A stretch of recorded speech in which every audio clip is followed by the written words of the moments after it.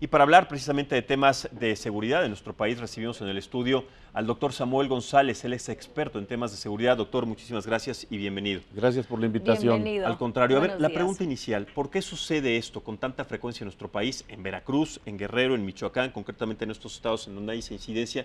¿Por qué estos grupos de criminales, estos grupos de cárteles de la droga están implicados inclusive, y ya se conoce, dentro de la policía municipal y de la policía estatal de algunos estados de la República? ¿Por qué está sucediendo esto, doctor? Bueno, yo creo que la presencia de la delincuencia organizada en el país tiene origen desde hace muchos años en varios elementos de infiltración, ciertamente en policías municipales, en policías estatales y a veces en Policía Federal.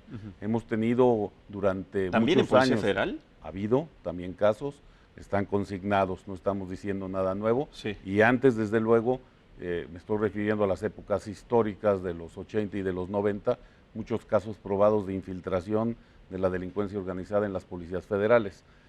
Frente a eso, en los años 2000, ¿verdad?, cuando empezamos el tema de la democracia en el país, que se abrió el país completamente a la democracia desde el 97, pues hubo un fraccionamiento de las fuerzas de policía.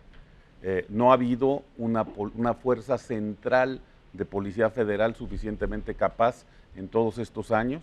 Hasta ahora, posiblemente, digo posiblemente porque ese es el plan, ¿verdad?, con la llegada de la Guardia Nacional, que es el primer momento en que rompemos estos paradigmas anteriores, donde había fundamentalmente presencia en la vigilancia en las policías estatales y municipales. No nos debemos olvidar que la responsabilidad central en materia de seguridad pública está en los gobiernos municipales y en los gobiernos estatales, y solamente el gobierno federal es responsable de aproximadamente un 30% de las acciones de policía.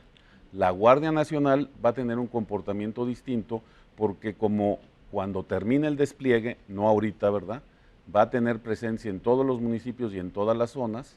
Eso le va a dar capacidad de estar atendiendo también algunos de los problemas locales y municipales. Pero es un nuevo modelo que no se tiene completamente conceptualizado de esa manera, pero ese va a ser el resultado. Por eso tienen ustedes al subsecretario Mejía llegando, haciendo los estudios, tanto de Italia como de Francia como de España, ¿verdad?, que son modelos en donde la deslocalización de las fuerzas de policía, es decir, el que las fuerzas de policía de Carabinieri, de Gendarmería francesa y de Guardia Civil española te hacen un control del territorio. A eso se refiere la noticia que estabas tú comentando. Doctor, pero sí, si bien es cierto, una de las cosas que justificaba el presidente Andrés Manuel López Obrador para la inclusión, o más bien para instituir la Guardia Nacional en todo el país, era esto, los problemas de infiltración de la delincuencia organizada dentro de los sistemas de seguridad de nuestro país. Sí, estas pero corporaciones. ya llevamos más de 6 meses Sí, aproximadamente que se ha instituido la Guardia Nacional en nuestro país y no hemos visto absolutamente ningún Bueno, cambio. son 4 meses aproximadamente, son 6 meses del gobierno, Yo creo 4 meses que y no están en toda la República, No. eso es cierto, pero no sabemos tampoco de qué forma van a atacar a estos casos de delincuencia. Veamos nada más este tipo de noticias que creo yo que se han acrecentado Son y muy graves. son gravísimos. Muy ¿De graves. verdad la Guardia Nacional nos va a ayudar a tener otro panorama en temas de seguridad en nuestro Bueno, país? yo creo que la pregunta que estabas haciendo al inicio es muy importante, ¿verdad? La pregunta es, ¿cómo podemos entender que haya un grupo de personas que hace estos hechos de prenderle fuego a un local, ¿verdad?, donde están 20 y tantas, 50 personas, no sé cuántas, pero mueren 20 y tantas personas, ¿verdad?, Terrible. quemadas, ¿verdad?, terrible.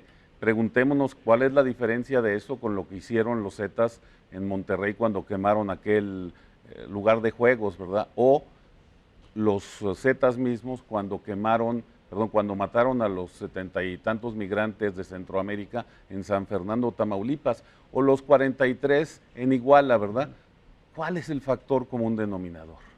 ¿Qué es lo que hace a estos grupos tomar esas decisiones, verdad? Y a veces pensamos que esta serie de personas son racionales y no lo son.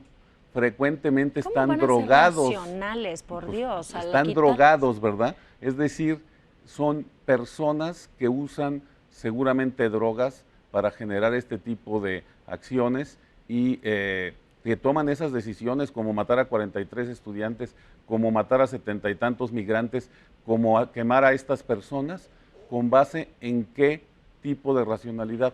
Están drogados. Y hasta ¿verdad? la fecha Sí. no tenemos una respuesta de quiénes son y por qué. Pasan los años y sigue Sí, lo mismo. exacto, Es esa igual de incertidumbre. descabellado el pensar que no son racionales los delincuentes, no, pero tampoco es racional la policía al no encontrar a un Tienes tú responsable. toda la razón, nada más veamos también, ¿verdad?, como del otro lado de la frontera tienes el mismo fenómeno, ¿verdad?